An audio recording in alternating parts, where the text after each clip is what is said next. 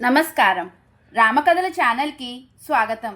ఈరోజు మనం శ్రీరాముడు జాబాలి యొక్క నాస్తికవాదమును ఖండించుట అనే విషయం గురించి తెలుసుకుందాం. ఓ బ్రాహ్మణోత్తమ, నన్ను సంతోషపెట్టడానికి నీవు కొన్ని మాటలను పలికితివి. అవి కర్తవ్యములుగా కనిపించినను వాస్తవమునకు అవి అనర్థములు.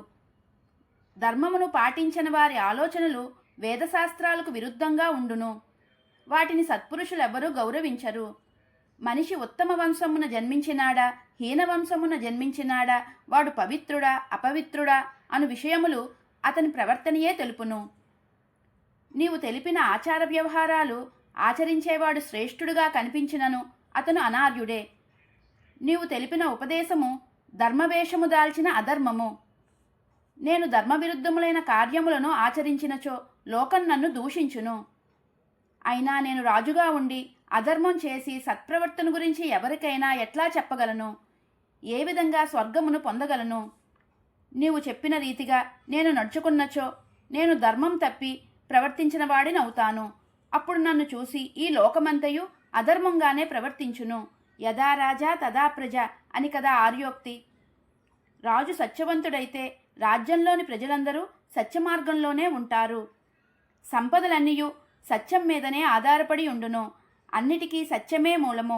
సత్యం కంటే శ్రేష్టమైనది మరి ఒకటి లేదు.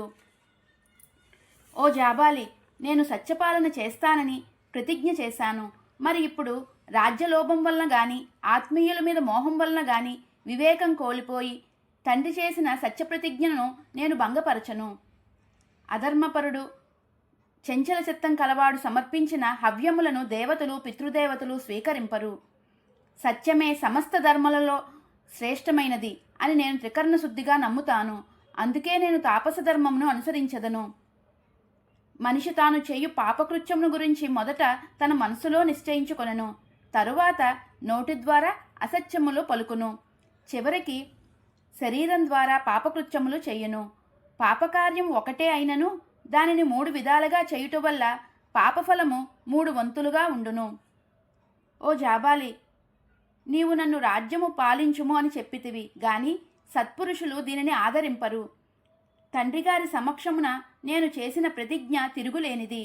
నేను అంతర్శుచిని బాహ్యశుచిని పాటించదను. శ్రద్ధాభక్తులతో వనంలో జీవయాత్రను గడుపుతాను.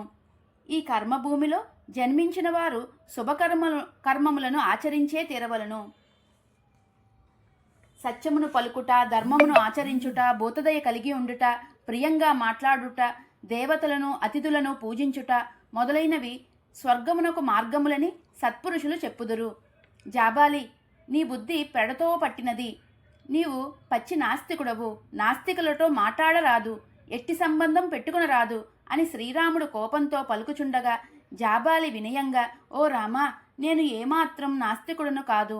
పరిస్థితుల వల్ల నేను నాస్తిక వచనములు పలికి తిని నిన్ను ప్రసన్నునుగా చేసుకొని అయోధ్యకు తీసుకొని వెళ్ళుటకు ఆ విధంగా పలికి తిని నన్ను క్షమించండి అని జాబాలి పలికెను. ఇది ఈరోజు కథ. తదుపరి భాగంలో మరో అందమైన సంఘటనను తెలుసుకుందాం. ధన్యవాదములు. జై శ్రీరామ్.